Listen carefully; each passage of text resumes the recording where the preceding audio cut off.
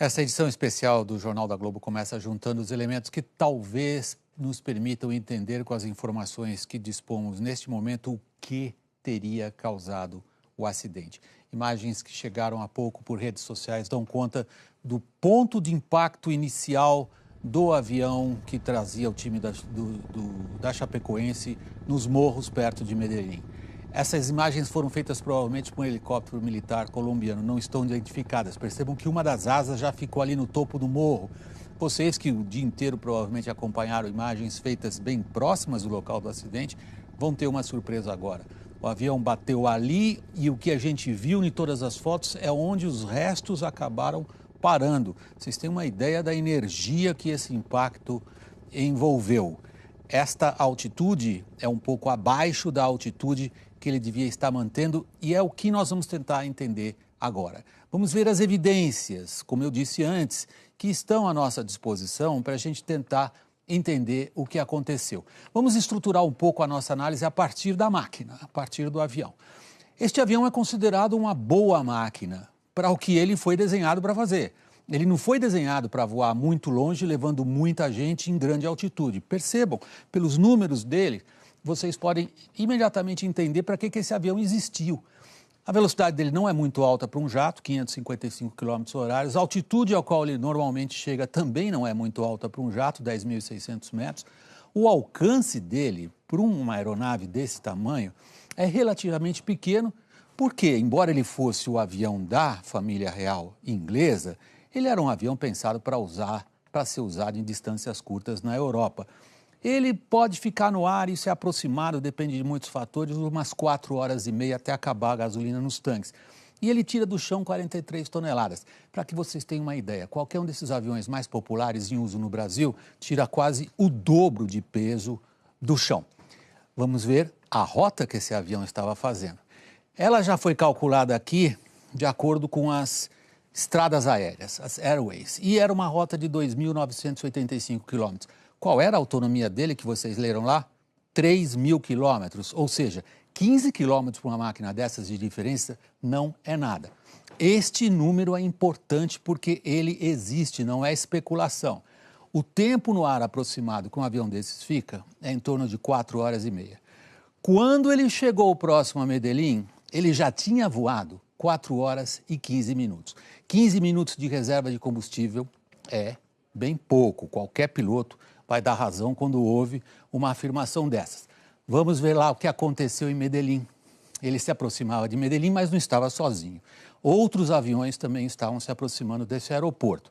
Por este setor aqui vindo do Brasil, o avião que levava o time da Chapecoense, outros 2 aviões que vinham de Bogotá. Agora, interessante é o que aconteceu aqui. Esta aeronave estava voando em direção ao Caribe e o piloto teve um sinal a bordo de vazamento de combustível. O que ele fez? Pediu prioridade para pousar no aeroporto de Medellín. O controlador fez o óbvio, deu a prioridade para ele e colocou os outros, fazendo aquilo que em linguagem aeronáutica se chama espera, órbita. Quem voa muito no Brasil já fez isso várias vezes por causa de tráfego aéreo. Enquanto o aeroporto estava suspenso, se havia um aviso de derramamento de combustível, eles tinham que olhar se a pista não estava contaminada com combustível. Os aviões em espera eram 3. E o avião da Chapecoense, o terceiro na fila. Com isso, provavelmente, o piloto não contou, aumentou o tempo dele. Cada volta dessas dura 4 minutos. Ele já estava na segunda, ele já estava a 8 minutos, a 21 mil pés, que é uma altitude bastante grande para quem vai pousar, esperando a vez dele em silêncio. Notem, essa está à disposição na internet, quem gosta de aviação acompanha, é o site Flight Radar 24, que recebe os sinais do transponder e mostra o avião da Chapecoense fazendo as voltas, que são exatamente as voltas que vocês podem verificar aqui na carta de pouso, que é a carta que o piloto estava usando naquele momento. Notem como é perfeitamente simétrico o que ele está fazendo, o que ele está lá. É num desses momentos, e nós preparamos uma representação gráfica esta, que dá a vocês uma ideia da terceira dimensão, como é que o tráfego aéreo procede. Ao terminar a terceira volta, ele declara a emergência ao controlador por dificuldades com combustível. Ele diz ao controlador que ele tem que ser passado na frente, porque ele precisa pousar logo, o combustível vai acabar. Neste momento, ele inicia uma descida muito rápida. Os outros 2 aviões acompanharam e reportaram, a gente ouviu esses áudios um pouco dos outros pilotos, dizendo que eles estavam assustados e com pressa. E é quando ele declara, o que vocês ouviram no noticiário hoje, uma falha elétrica. Para os pilotos com os quais eu conversei e que já tiveram a oportunidade de pilotar esse avião, é óbvio que ele teria uma falha elétrica. Quando os motores param por falta de gasolina, para o gerador de energia elétrica, ele perde o painel.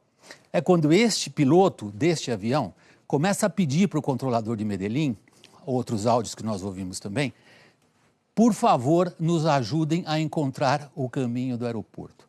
Eles estão às cegas, o avião está descendo rápido, ele está provavelmente sem os motores funcionando e sem saber exatamente onde está a pista. O controlador tinha dado a ele uma altitude mínima, em torno de 10 mil pés. Porém, ele já estava a 9 mil e passando perto de morros que tinham quase aquela altitude.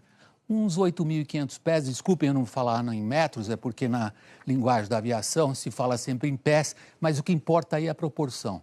Ele estava muito baixo e aí vocês veem o resultado. Por muito pouco ele talvez tivesse escapado, a direção de voo dele era mais ou menos para lá, ele deixou a asa direita aqui, provavelmente capotou, e essas que nesse momento deviam ser em torno de 30 toneladas, trafegando a mais ou menos uns 200 km por hora. Vocês têm ideia da energia e do milagre que é alguns terem conseguido escapar com vida.